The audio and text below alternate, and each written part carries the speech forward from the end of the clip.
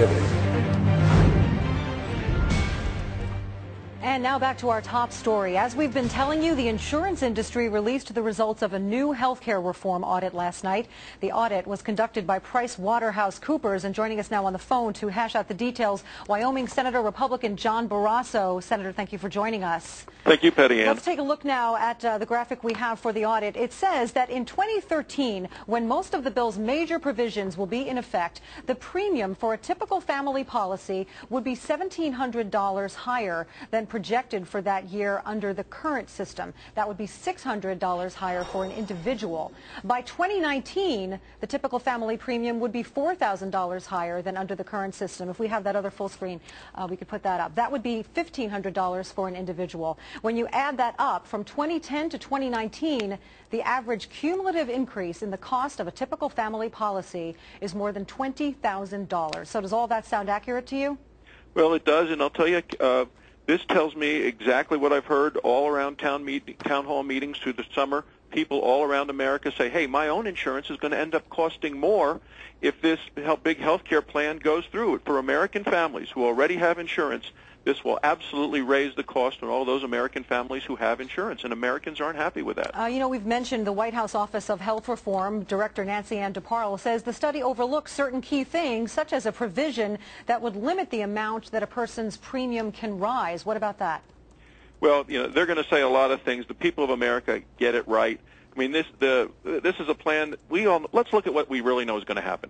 Whatever they're pushing through the Senate Finance Committee and then melding it together with the Health Committee, it's going to cost $1 trillion. They say they're going to pay for it with $500 billion of Medicare cuts. So for people who depend on Medicare, Washington's telling them, hey, services won't get cut. I don't believe that. I have great concerns about that. And then another $400 billion in tax increases.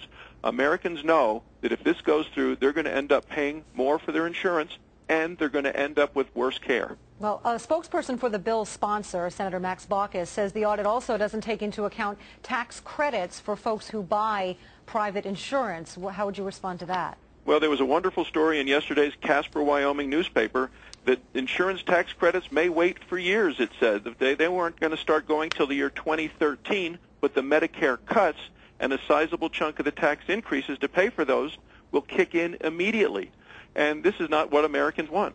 You know, the Congressional Budget Office, of course, came out with its own preliminary estimate saying that this bill would lower the federal budget deficit by tens of billions of dollars within 10 years and that it would pay for itself. But it does hit the insurance industry and the health sector with billions of dollars in new fees. Do we have to take into account the fact that these costs might be passed on to patients? Well, I think patients are the ones that realize it. People that already have insurance know they're going to end up paying more. But, you know, a lot of this is Washington doublespeak. Washington has never been honest or accurate with its numbers, and I have great concerns, but the American people get it right, and that's what I heard at town hall meetings around Wyoming and in 5 other states where I held them earlier this fall. People get it. And that's why seniors are most concerned about it. They're most against this whole proposal because they know that their services are going to get cut. And I think that's the big concern is we need a patient-focused health care reform. Everybody knows we need health care reform. This is not the right way to go. You know, Senator, we still keep on hearing that if you like your insurance, you can keep it. But that's only if your employer continues to offer it. Do you believe employers will drop some plans in favor of others that would save them money at the expense of their employees? Well, I do, and I think it was, you said it earlier, Bill said it earlier. That's going to be the way that businesses may want to behave based on the economic incentives. But we need things to do to keep people healthy, focus on wellness. We don't see any of that in the bills that are out here. I think the American people get it right, and it's time for Congress to just kind of be quiet and listen to the American people, work on some bipartisan proposals that all of us can agree on, and don't try to just jam something through by a single vote. You know, DeParle, who we cited earlier, also points out that the bill includes a reinsurance fund that provides $25 billion in protection against heavy losses. So does that protect against some of these concerns? Well, I don't think it does. I mean, this is once again Washington math, and I think Washington gets it wrong, and I think you're going to see people of America, and I'm going to visit later today with doctors and with patients and with nurses here in Wyoming, and all of them say, we need to do health care reform.